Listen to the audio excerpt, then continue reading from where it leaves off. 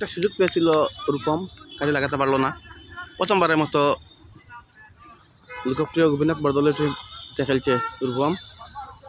শিলচরের এই ক্লাব দলটি মূলত সাংস্কৃতিক সংস্থা হিসাবে পরিচিত। শিলচরের গরুয়া ফুটবল ক্রিকেটে খেলে থাকে। গোল, আজ তারা একের পর এক গোল খাচ্ছে লেন্ডল এফসির বিরুদ্ধে। 9 গোল হয়ে গেল, 9-1 গোলে এগিয়ে রয়েছে লেন্ডল এফসি। শিলচর স্পোর্টিং মাঠে চলছে বরদলৈ ট্রফির কাছাড় জেলা পর্যায়ের খেলা। ম্যাচে রেফারি রয়েছেন শঙ্কর ভট্টাচার্য। এই প্রথমবার স্থানীয় পর্যায় থেকে শুরু হয়েছে বরদলৈ ট্রফি। আসামের 35টি জেলায় খেলা হচ্ছে। লেন্ডল অবশ্য গুয়াহাটিতে বরদলৈ ট্রফির মূল পর্বে খেলেছে, তাদের অভিজ্ঞতা রয়েছে। শিলচর থেকে যে কয়েকটি দল খেলেছে তার মধ্যে লেন্ডল একটি, লক্ষ্মীপুরের দল। এই কাছাড় জেলার অন্য শক্তিশালী দলগুলি খেলছে না। টাউন ক্লাব, ইন্ডিয়া ক্লাব, এসব নামী দলগুলি এই বরদলৈ ট্রফিকে খেলার সাহস করতে পারেনি, বরঞ্চ রূপমের মতো দল খেলছে। লেন্ডল এখান থেকে চ্যাম্পিয়ন হবে সেটা ধরে নেওয়া যায়, যদিও 2-1টি দল তাদের চাপে ফেলার চেষ্টা করছে। আজ 1 পেশে ম্যাচ হচ্ছে। এখন পর্যন্ত 9-1 গোলে এগিয়ে রয়েছে লেন্ডল এফসি। তারাপুরের রূপমের চেষ্টা কিন্তু অফসাইড।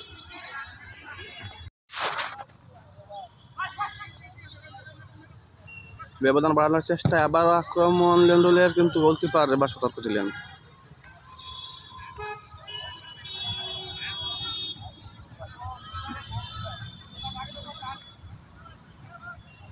আপনারা দেখছেন শিলচর স্পোর্টিং মাঠে চলতি ক্যাপ্টেন বরদলৈ ট্রফি ফুটবলের কাছাড় জেলা পর্যায়ের খেলা। রূপম ক্লাব শিলচর খেলছে লেন্ডল ক্লাব লক্ষ্মীপুরের বিরুদ্ধে। লেন্ডল ইতিমধ্যে বেশ নামডাক অর্জন করতে পেরেছে।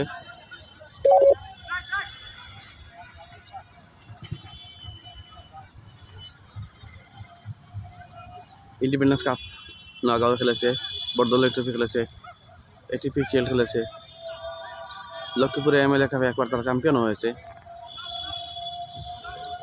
তাদের ভালো একাডেমি রয়েছে। সব মিলিয়ে শিলচরের একজন কাছাড় জেলার একটি ভালো দল হিসাবে ইতিমধ্যে চাপ ফেলেছে লেন্ডল। এই সুযোগটা নষ্ট করলো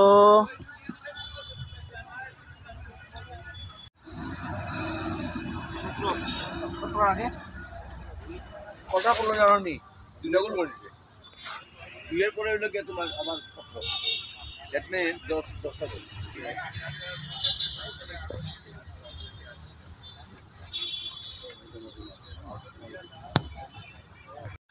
12-1 12-1 গোলে এগিয়ে রয়েছে লেন্ডল এফসি। খেলা এখনো কয়েক মিনিট বাকি আছে। আবারও বল মিডল করছে রূপম, অর্থাৎ 13 গোল হয়ে গেছে। 13-1।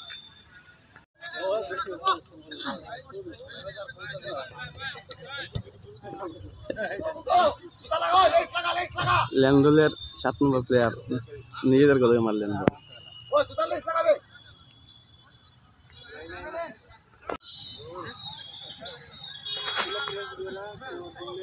1 মিনিট অতিরিক্ত সময় 13-1 গোলে এগিয়ে রয়েছে লেন্ডল।